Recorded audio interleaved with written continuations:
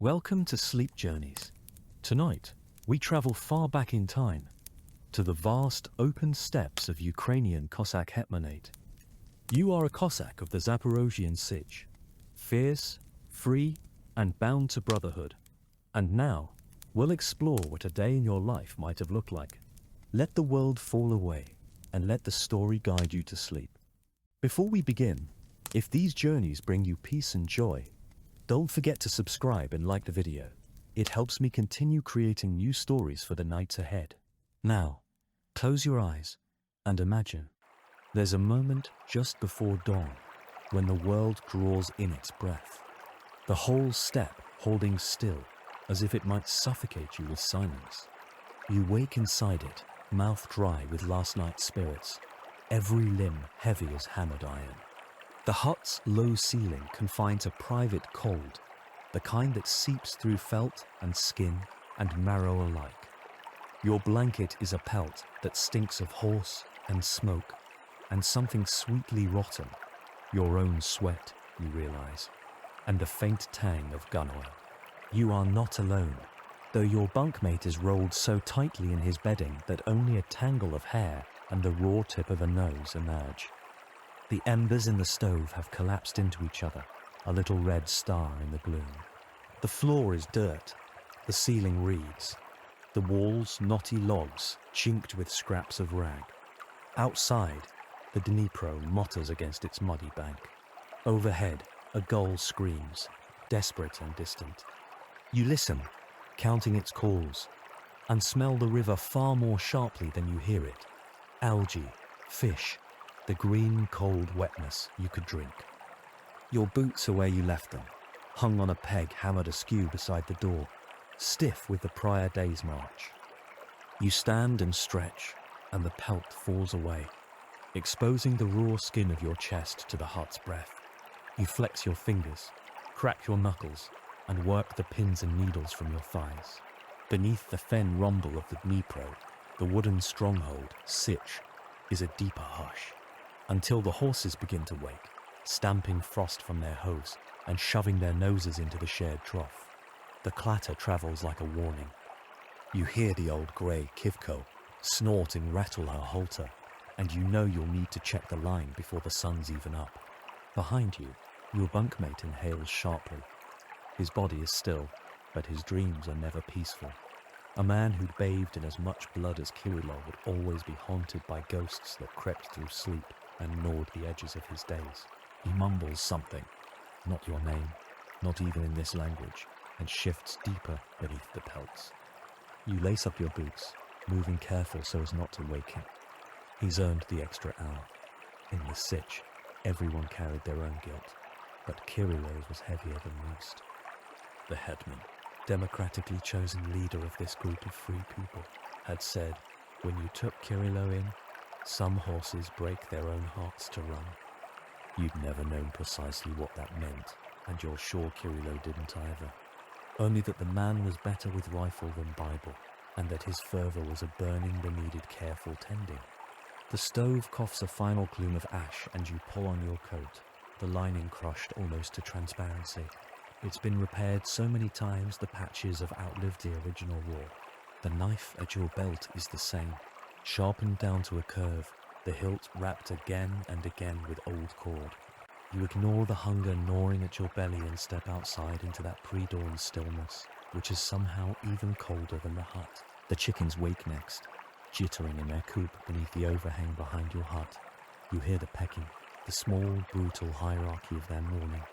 Somewhere, a pig coughs in its sty, an old sow, blind in one eye, who navigates entirely by hunger, smells drift with the morning, the ammoniac tang of piss, the slow fermentation of millet mash, the iron note of blood from last night's slaughter still caked in the snow. The Sitch is mostly asleep, or at least pretending. Near the palisade, a plume of black smoke rises. Pilip the blacksmith is already at his forge, hammering out some dawn-lit prayer to the gods of iron. You can smell his fire even here, hot, resinous, with the undertone of burnt bone from whatever cast-offs he still used for fuel. His hut is the nearest to the wall, so the sound of his anvil travels across the sleeping courtyards. sharp and constant as heartbeats. Even now, before light has creased the river, his silhouette shivers in the haze, bellows arm working, mouth moving in a silent argument against the world. You tread the frozen mud between the bunkhouses, careful not to step in the trough of piss and slop that lines the path. It's always wet, even in deepest winter, some legacy of the ground itself, sick with all that had been poured into it. Only a few shapes move. The night watch, hunched against the cold, their footsteps crisply spaced in the powder where last night's hoar frost painted every edge. You nod to the nearest, even though he refuses to meet your eye, old Bartek, whose feud with Kirillo lingers long as winter, even though they don't even share the same language. He watches you from under his fur hat so ragged with lice you wouldn't touch it with tongs, and then deliberately turns his head to spit into the snow. Fine. You've spent enough years among men whose only joy is the manufacture of little resentments. The horses are waiting. They are always waiting.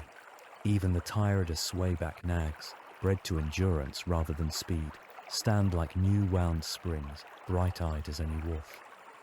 Clifko tosses her head, ears forward, and you run a hand down her neck first to warm her, but also to warm yourself. She noses at your pocket, hoping for a sugar cube you don't have. You check her fetlocks, feel for heat or swelling, and then walk the line, each horse a familiar shape in the blue darkness. They paw at the frozen earth, huffing vapor. There's a sense, out here, that the world could open up and swallow you whole, that Zaporozhian was never more than a bulwark against everything waiting to crush it. A bucket sits half frozen by the stable door, ice fracturing its rim. You break it with your fist, scoop a double palmful, and slush the melt across your face. It stings, forces your eyes wide, resets something in the back of your skull. The cold works better than prayer. You can feel it sluicing the dreams from your hair. Somebody laughs behind you, one of the boys, a skinny-limbed blonde named Havrilo, just out of his teens and almost eager enough to be dangerous. He's flanked by two others, old Shaban, his beard already clotted with rime, and Anton, whose nose has been broken so many times that it drifts sideways when he grins. They're your partners for the morning, the patrol group. You draw your sleeve across your mouth and nod. There is no ceremony, just a click of tongues to the horses, the quick flick of rope off a post, the communion of men who slept close enough to hate each other's dreams, but will die together without a word. A door banged from the kitchen. That was the only word anyone used for the cookhouse, though it was really just another hut, older and lower than the rest. The logs slump like a drunk at a wedding. Out tottered the Sotnik's father, who'd outlived his title and his usefulness, but not his pride. The old man wore his dignity like a shroud. Boots soled with birch bark, tunic once red, but now the collar of wound scab. One trembling hand curled around a wooden platter. Without a word, he set it on the stump that served as table and hobbled away, muttering to himself in a dialect so antique that it was half fossil, half lullaby. You tore a chunk from the black bread loaf, sour as old soil, and spread it with sallow, a thumb-thick slab of pork fat, salt glittering atop. A spring onion, watery and green, sat beside a clutch of garlic cloves. Atop the heap, a hunk of dried roach gleamed, scales still gold in the morning. It was not much, but it was everything.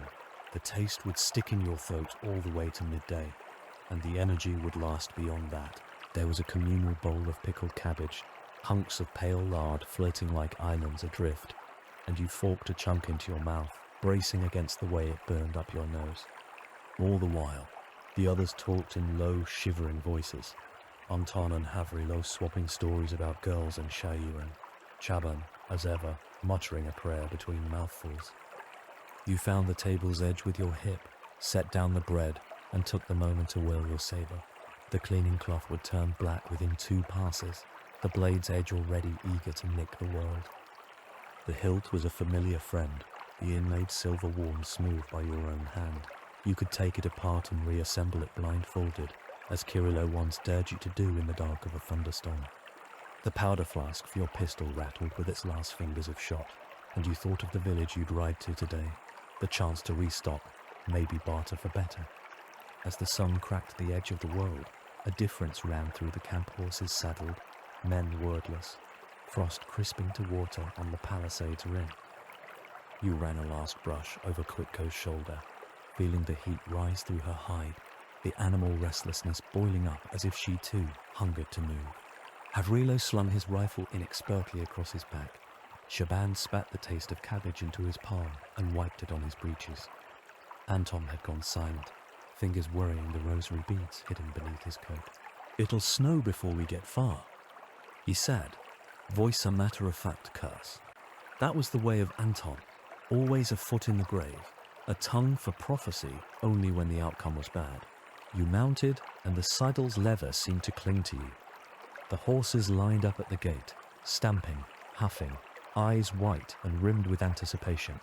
The guard on the morning watch set his weight to the crossbeam and drew the gate open, wood creaking a complaint into the haze. The world beyond revealed itself in increments, layer after layer of mist, the river's ghost curling over the grassland, each blade of steppe lit with frost, a swath of steppe, bruised with shadow but already brightening at its lowest edge, and a faint, dissolving memory of the moon balanced above the east. You rode out, first a slow walk to let the horses adjust their blood to motion, then a trot, and then the four of you fanned wide across the open. It was another world outside the walls. The sound changed, carried differently, every hoofbeat amplified or lost in the emptiness. The air opened, clear and hold at first, stinging the tops of your cheeks and the inside of your nose. But as the line of sunrise advanced, the world exhaled. The wind pressed against your face, and despite its bite, there was a promise in it, a smell of raw grass and old prairie fire, and distance, so huge it could scrape a person clean of everything but the basics. By the time you reached the first low swell, the sun had broken open, gold and brutal, and the land itself seemed to stretch and bend to meet it. You shifted in the saddle, feeling the animal's heat come up through your hips, the way Kivko's muscles bunched and let go with each stride. The others spaced out, loose and silent, eyes narrowed against the glare. Crows wheeled above, blint earring harsh and hungry. The land was endless, so flat it fooled the eye, the horizon line a trick that shifted with the sun. Prairie dogs scurried between mounds, vanishing at the shudder of hoofbeats. And once a fox loped across your path, its tail a red flare in the dawn. With the morning, the cold receded, not evenly, but in strange, unpredictable patches where the air seemed suddenly to thicken and shimmer. Each time the horses crested a knoll, the wind changed, a new temperature, a new scent. Here, the sharp rot of falling peat. There, the honeyed smoke of a distant burn-off. The warmth pressed in at your chest, the sun rising behind your shoulder, burning away the numbness that had ruled your hands for so long that you'd forgotten how to feel. It was pleasure and pain together, that slow, insistent return of circulation. The backs of your hands gleamed with sweat, even as your breath ghosted in front of you, proof that winter was not yet done. The others felt it too. The line loosened, riders sitting straighter, removing hats to wipe their scalps and let the breeze comb sweaty hair. Shaban unbuttoned his collar, revealing the puckered blue scars that ran down along the right side of his neck, old saber wounds from a time before he was godly. Anton let out a low, wordless whistle, and in its shape you recognized awe, though he would never admit to it. Havrilo, their youngest, yelled at a hawk and grinned as it spiraled upward, the morning already forgotten in the animal joy of noise. Klitko's hooves snapped over crusted puddles, the ice giving beneath her with a series of crystalline reports.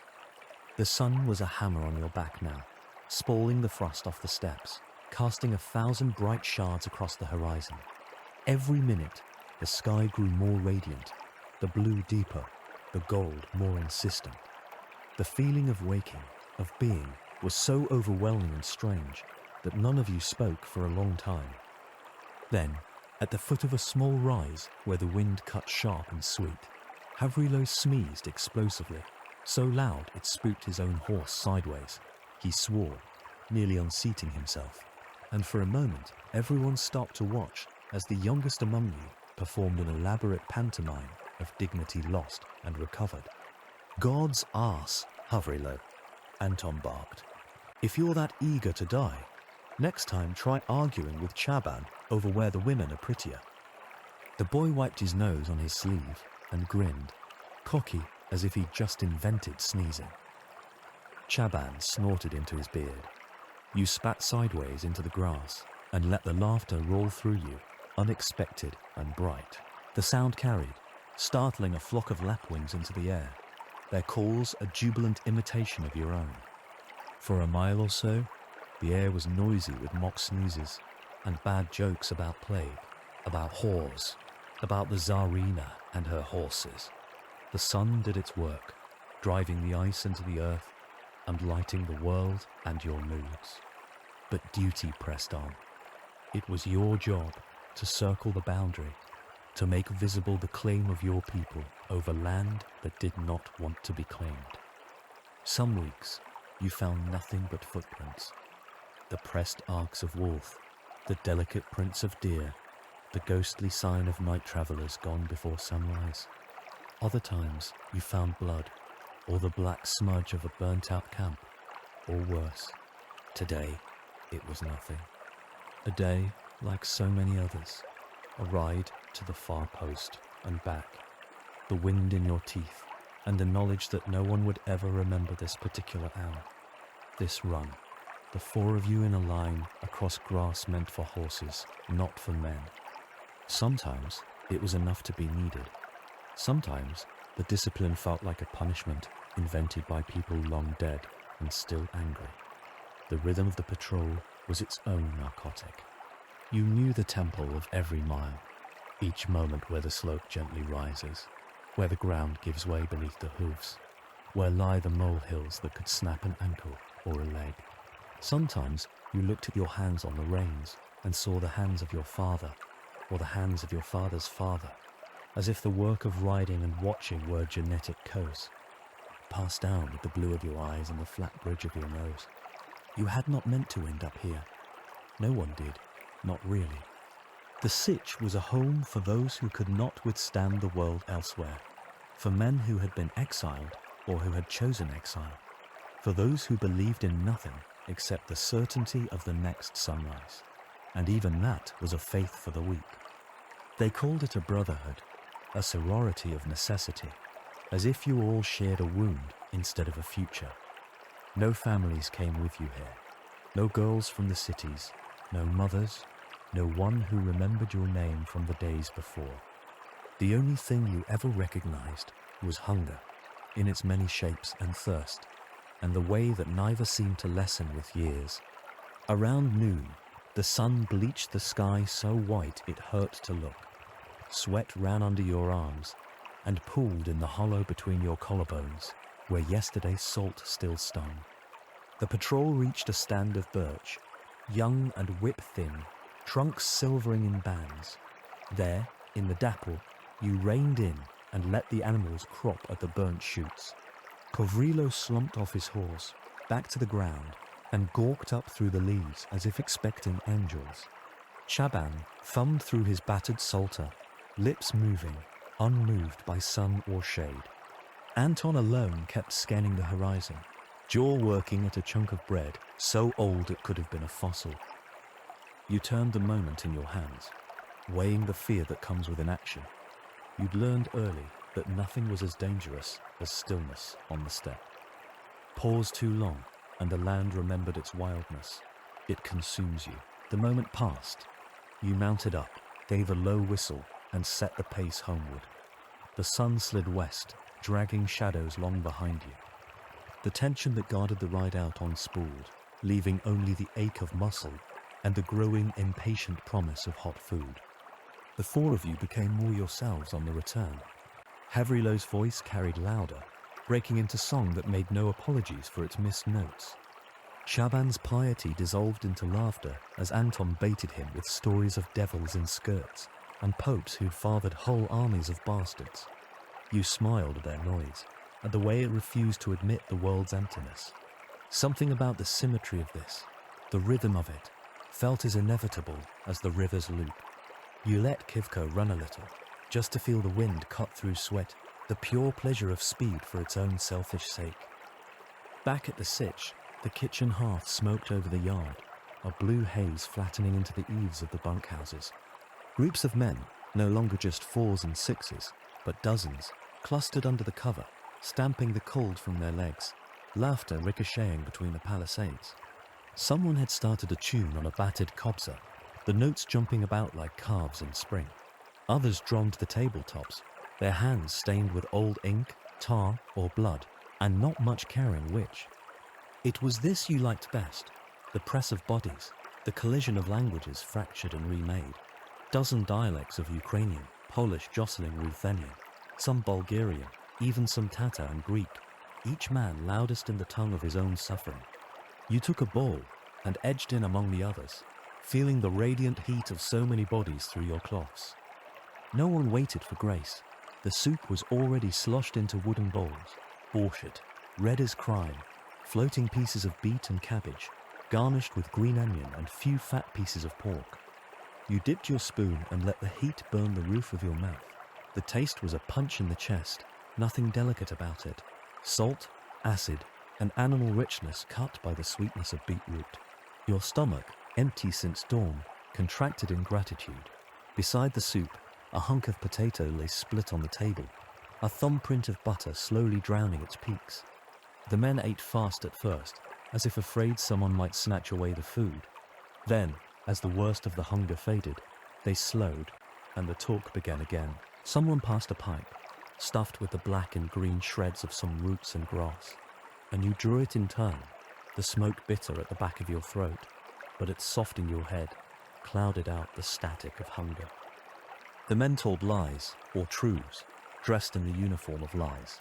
Stories about the time a patrol had brought back a captive wolf pup, only for half the garrison to take turns sneaking it meat until it grew large enough to vanish with someone's hand. Stories about generals come from Poland with pockets sewn from gold, about angels seen above the fields in Dnipro's last flood, about how much the Serena paid for an assassin's ear. No one believed, and everyone did, because that was what stories were for, a way to stitch together the endless hours, a way to seize the edge of the future like a knife and dare it to spill you. After the meal, the men scattered to their tasks, some to the armory to scrape rust from blades, some to haul water, others to the open square market from travel merchant from around the world. You drifted toward the market, pulled by the thin wail of a reed pipe and the raw nasal shouts of barter.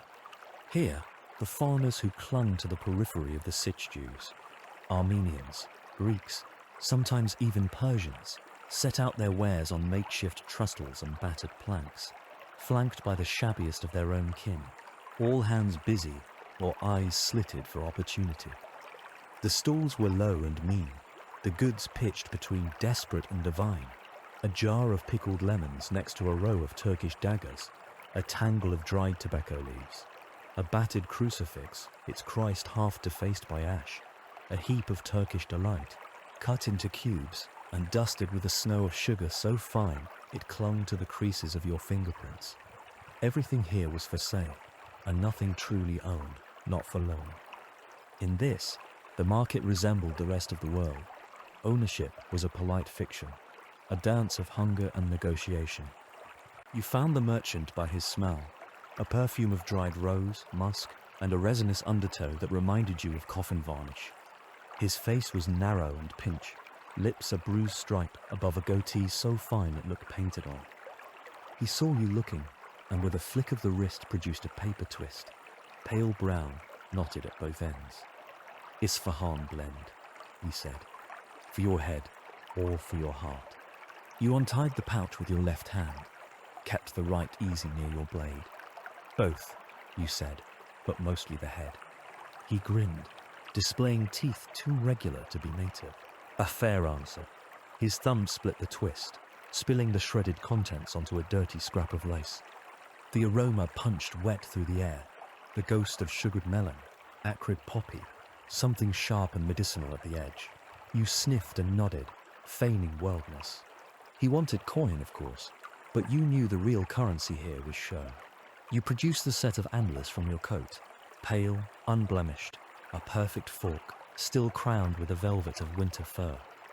You'd found them months ago, locked together with the skull of a rival stag, and boiled them in a bucket behind the stables, so cleanly that even the cook had admired them. The merchant's eyes glittered as he took the antlers, weighing their heft with a connoisseur's flick of wrist, but his mouth performed a grimace of distaste. "Good for buttons, bad for luck," he said, but you saw the hunger in the way his palm enclosed them. The negotiation was a dance, back and forth, the two of you circling value and need. It was the same principle as riding patrol: show no weakness, anticipate the flank. In the end, you left with a small twist of the blend more than you'd expected, and a single dried apricot as a bonus, which you tucked discreetly into your pocket for later. The merchant sketched a thin, two-fingered salute, his eyes already forward to the next mark. You threaded your way out, past the market's shifting clamour, and circled the stables, half from habit and half from unease. Patrols always tighten your nerves, and even safe inside the Sitch, you'd learn to trust only what you could see and touch. The sky had begun to mute, afternoon dulling the edges of everything, a heaviness settling over the camp. As dusk closed in, the Sitch changed shape. The market's last shouts faded, replaced by the scrape of benches on the ground and the hollow thump of boots in the assembly yard.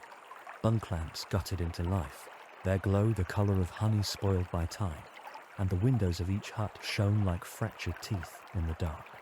In the lull between jobs, men sat in the lee of the wind and carved shapes from green wood, rittling chessmen or icons, or else mending the rents in winter coats, the needle and sinew flashing in hands that only hours ago had pressed a trigger or a sabre. Others huddled in pairs, murmuring over scraps of paper, letters home to wives or mothers or sweethearts, whose faces blurred more each year. But tonight was not for quiet.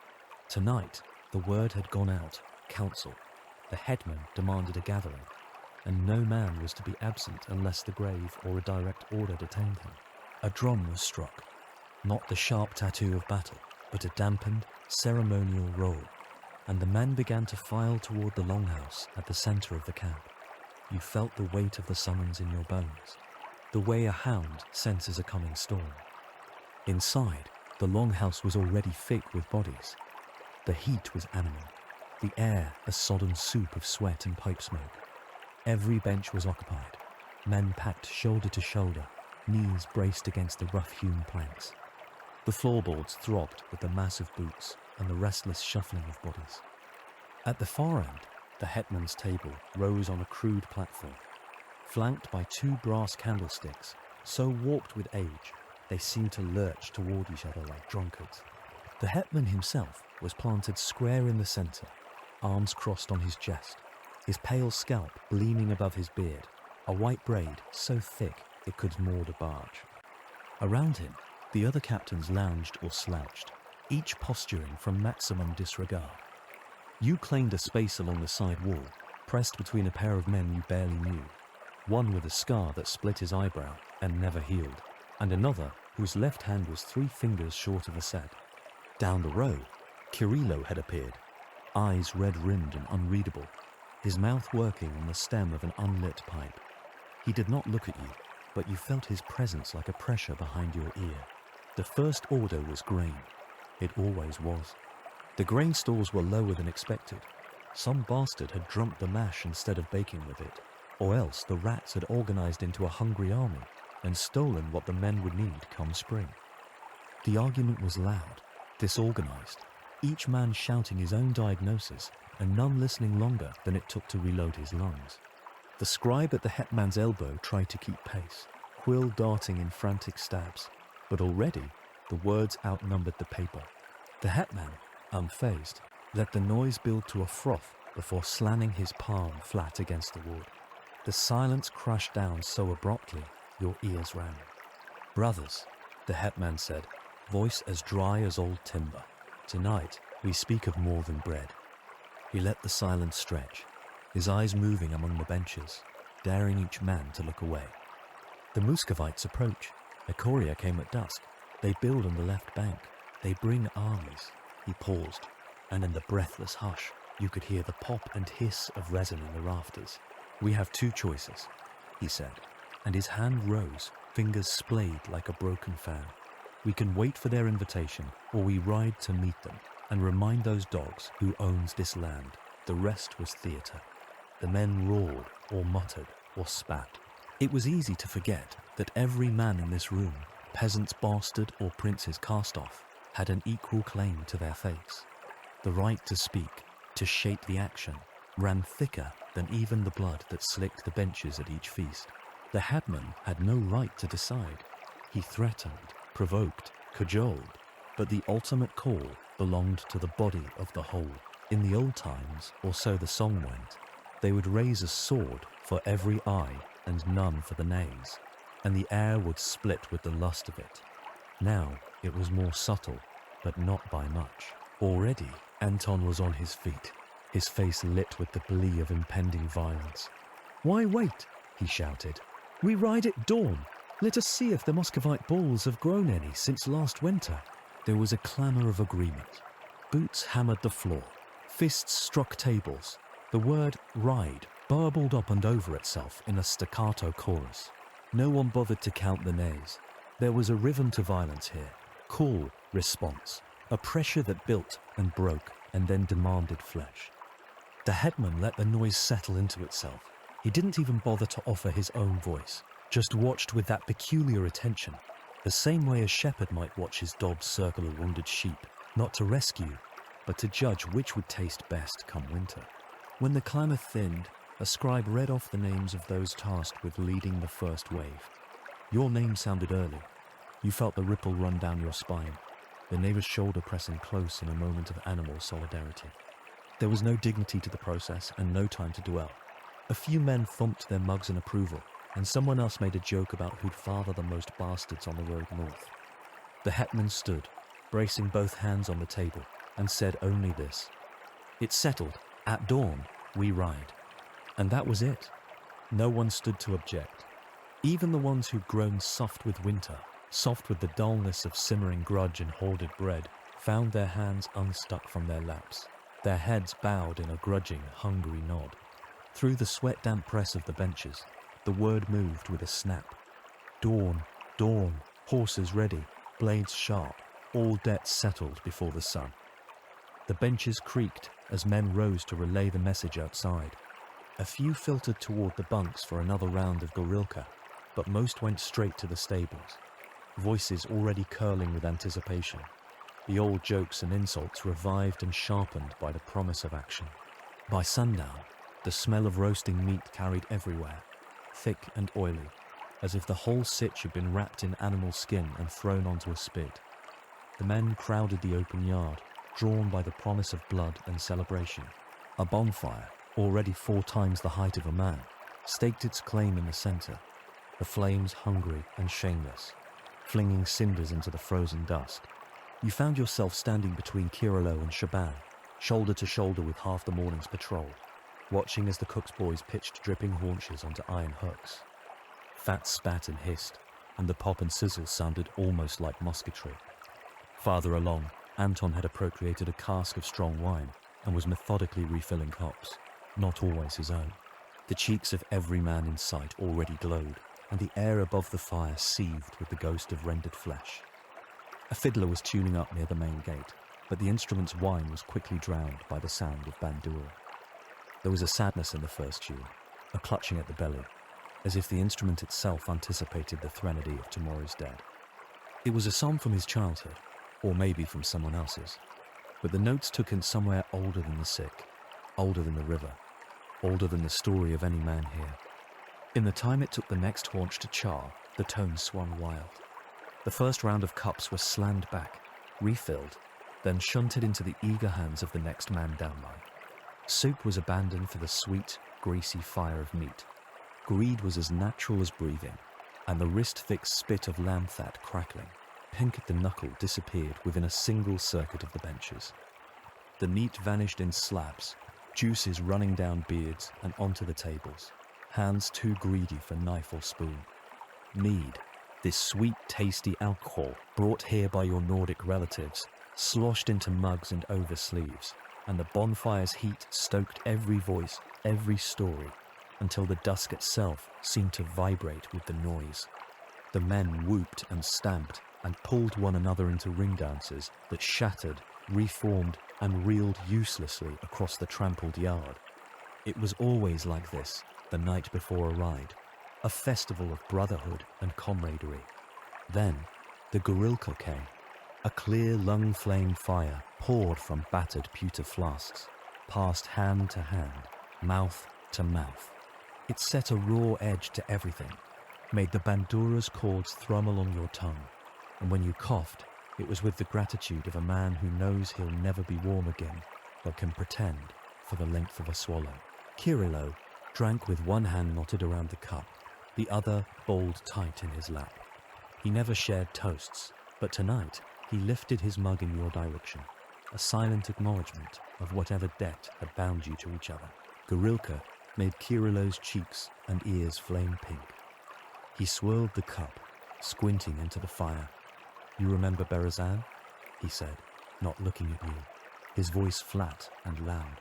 "The Polish captain who pissed himself before sunrise and still cut his own throat?" You remembered. You remembered the ice on the Dnipro that year, how men's hands froze to their rifles. You remembered the color of blood when it spilled on snow, darker than on earth, almost purple. You remembered Kirilo after, silent for 3 days, refusing even the comfort of drink. You nodded, and it made him smile. Night blurred at the edges, a haze of firelight and the pulse of too much drink. The circle of the last song was breaking, men peeling off in 2s and 3s, some staggering toward the bunks, others disappearing behind the stables with bottles of spirit and private missions. You drifted away from the press of bodies, past the blacksmith's hut with its warm iron breath, and let your feet lead you toward the river's edge. You walked slow, boots crunching the rime. The cold came back in, a sharp medicinal bite that cleared your eyes for the first time in hours. Down near the river, the banks glittered with frost, and the water was black as old iron, except where the moon caught it, painting a line so liquid and perfect, it felt like a story you'd heard as a child. You remembered the tale, a river that was really a blade, and any man who crossed it would have to pay for the privilege, either in blood or memory. You wondered which the Muscovites would bring. You walked until your knees grew weak, and the light from the bonfire was a smear, the shouting now a rumour in the air. You found a patch of reeds flattened by the last flood, still damp at the roots, and dropped onto your back, legs splayed graceless as a shot goose, hands folded on your ribs. Above, the sky reeled, stars blinking in and out through a veil of high cloud, the moon fattening toward gibbous, so sharp and close you could have reached up and pinched them between your dirty fingers. The taste of the night was sharp, a mineral cut on the tongue, and you swallowed it, greedy to fill your lungs with anything that wasn't smoke or man stink. You pulled your coat tighter and let the cold work its way in until your lungs were threaded with it. A new kind of prayer. For a few long breaths, there was nothing in your head at all. At some point, Kirilo came to stand over you, or maybe you just imagined it. His boots were silent, but the shape of him, the battered shadow, was unmistakable. He didn't sit, just hovered in the cold, arms hugged across his middle like he might split open otherwise. "How will it go?" he asked, voice empty and even. You thought of the day's ride, the quiet that came before the first rustle of danger, and the way men held tight to silence. The wind got up, it scored you clean inside, and you shrugged. "It'll go," you said. Like always, he grunted, then shifted his weight, the toe of his boot drawing a line in the frozen clay. He stood there too long for comfort, watching the river, or maybe just the part of it that never quite reflected what you wanted. His breath came out in a slow hiss. "Dawn, then," he said, finally. "Dawn," you echoed, and turned your head so he wouldn't see the way your jaw clenched. When you looked again, he was gone. The river threw back the moon with a confidence that bordered on sacrilege. It was a blade, yes, but also a mirror, long and black and shivering with silver at its edges, as if it were tempting all of Zaporozhian to come see itself from the other side. The cool had slackened, just enough to fill the banks with a slow, living mist. Ice cracked in the center, the sound running like a gunshot up and down the water's length. Closer to shore, the reeds wore little helmets of frost, some bent with their own weight, some standing at rigid attention, as if waiting for orders. Owls called across the river. The sound started as a low pulse, barely a note, soft enough to miss if you'd been thinking of anything but the dark. It repeated, a shape more than a sound, the mournful syllable of a barn owl. 2 valleys downriver. Another answered, this one closer, stitching a chain of night through the band of reeds. You lay there, listening as they called to each other, never overlapping, each waiting for the other to finish. They sounded like a code, or a prayer, or maybe a warning. You didn't know what owls said to their own, but you liked to imagine it was nothing complicated. You alive? I am. The calls faded, and the water kept on, uncaring. For a minute, you lay as if waiting for the ground to open up and re-swallow you, for your bones to take root and join the generations sunk here before. But the wind pulled back, and the night exposed itself again, unadorned, just what it had always been. Sky, water, cold. It struck you that nothing would ever change up here, not really. Then built walls. Men sang songs and stabbed each other and spilled their lives across the grass. But the steppe went on, indifferent, patient as the river that had taught it how to wait. Your muscles untwisted by increments, a slow trickle of warmth radiating from your own bones, as if the body had finally called truce with itself.